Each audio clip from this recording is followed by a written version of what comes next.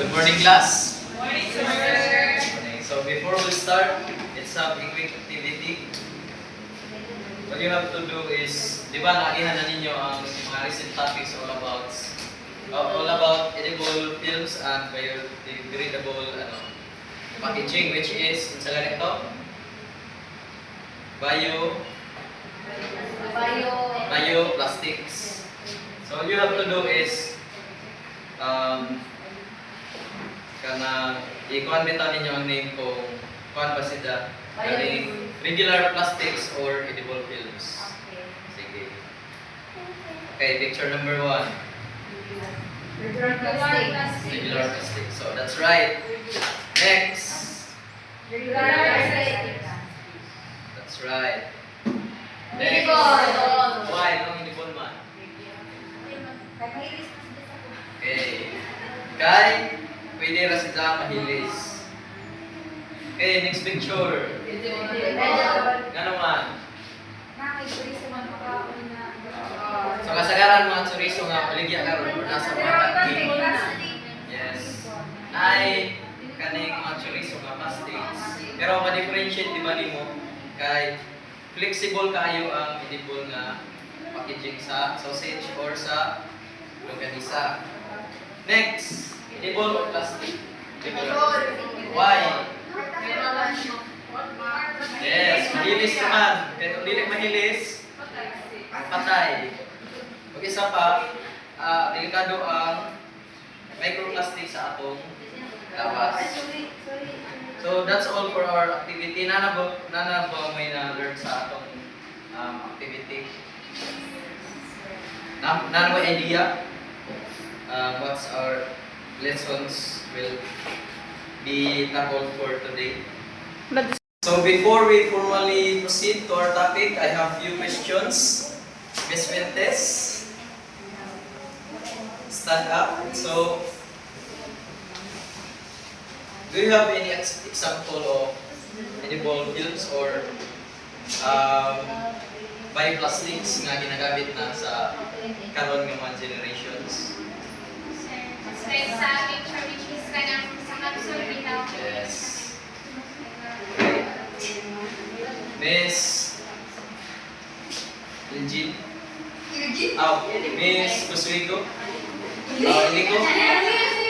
Miss Iliko? Angeline? Miss Angeline Iliko?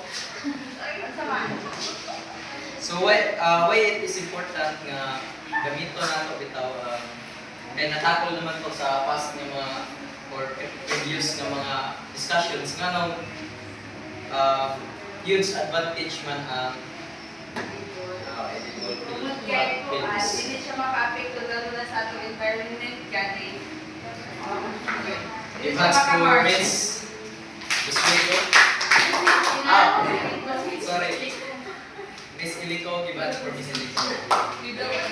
Now, let's formally proceed to our discussion, which is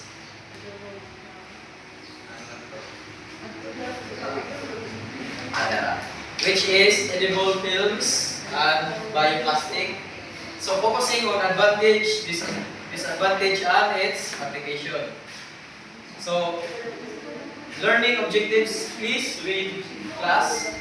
At the end of the lesson, students should be able to Identify and differentiate materials, distinguish between edible films and bioplastics, explaining their core properties and manufacturing compositions.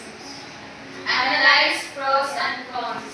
Environmental benefits and mechanical strengths alongside economic contributions of sustainable packaging. Specify real-world applications. Explain how these technologies are implemented across the food, agricultural, and medical sectors to solve plastic waste. Okay, let's proceed.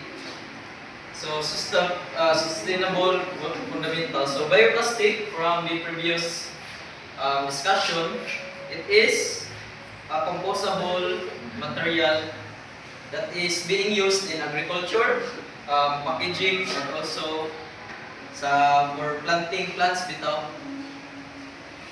Just like I have said in agriculture and also in kaning in kalimot is word in sa pa deliver in transportation, sorry class. So bioplastics are made of fats, vegetable fats, cornstarch or microbiota, which is why nga flexible sila. So edible films, a thin layer of consumable materials, so they act as barriers to oxygen and moisture para dili dali ma-contaminate or ma-spoil ang food products. So the core advantage of bioplastics and edible films are, of course, ma-compose tra sila. And also it promotes zero waste kay ma-compose naman sila tapos pwede po sila edible.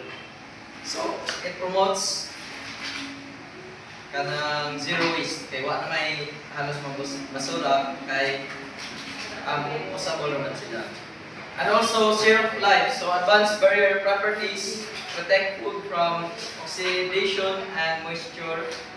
Also reducing global food spoilage rates. So just like Ms. Sibyal, the previous reporter, so she tackled about biogas properties of edible films nga maka-prevent sila spoilage which kana it promotes long shelf life para sa mga food products. Now, the technical limitation or the negative side of bioplastic and edible films are economic factors, which is producing cost, so nakuha ang inyong cost sa pag-produce. Tungod kay it has a high maintenance and also high production rate kaysa sa plastics. Second is structural integrity. So certain bioplastic lacks the high tensile strength sa kanang unlike sa plastic nga likon gyud sila bisan sa magbira. So nay mga edible films or bioplastics nga kanang durable kayo but mostly kuan gyud sila kanay fragile ra. Na gyud sila limit sa ilang kanang flexibility, although flexible sila but unlike sa plastic pwede nimo kanang strength. Durable sila kayo. And lastly, environmental sensitivity. Starch-based films can also makaproduce sila bitang molds kay cornstarch-based man sila. Di ba pag ang corn or mga grains ng mga products is i-expose mo sa moisture is na tendency nga mag-mold sila. So that is also negative kuan sa bioplastics and also molds. And also in terms of environmental sensitivity, it has a higher tendency nga mukra. Kaya tungod kay edible films and bioplastics is hinimo lang sila sa mga starch, vegetable oil. So with that, kung ma-kuan sila sa expose sila sa mga ma-expose sila sa heat or sa moisture is mag-crack sila. Di ba kabantay mo sa plastic or kanin sa plastic, di ba o ma-expose sila sa uwan o init, di ba kanang brittle sila mo, kanang dali ra sila makuha. Okay, let's proceed. So sa application ni Java, pwede sila ma-apply sa food industry. Just like I discussed earlier na pwede sila ma-apply sa kaning longganisa, di ba, sa chorizo, sa sausage. Di ba na sila karon nga pwede na nimo dili na mao itong ijang packaging or plastic kay pwede naman gamiton edible films ra kanday tungod pwede ra sila ma-consume nimo. So it enhances freshness protective coatings are applied to perishable produced to show down respiration and ripening. Tungod kay maka-prevent sila oxidation, kung may mingatag oxidation mo na makakuan bitaw sa product or sa especially sa vegetable may makadali o makalata or maka-spoil sa vegetable or any food products. So in addition, if edible pouches for soluble items like seasonings offer convenience. Tungod kay kung gamito na siya sa seasonings, pwede na dili na ka mag-abri-abri. Pero tsura ka nimo butang. Di ba yun sa advantage siya sa food industry. In agricultural application, so lahi po kidang kanang kuan application sa agriculture. So eco-friendly mulching, di ba na natin mga kita karon nga dali ra nga makompose nga mga mulch. So makita nato nga instead of magamit og kanang mulch nga dugay mga compost, is pwede na magamit og kanang compostable nga mga bioplastics. So in terms of pots po, naanay mga compostable na mga pots karon di ba? Nga naana sa agricultural sectors. Like for example, naanay ko nga pots made of papers, di ba?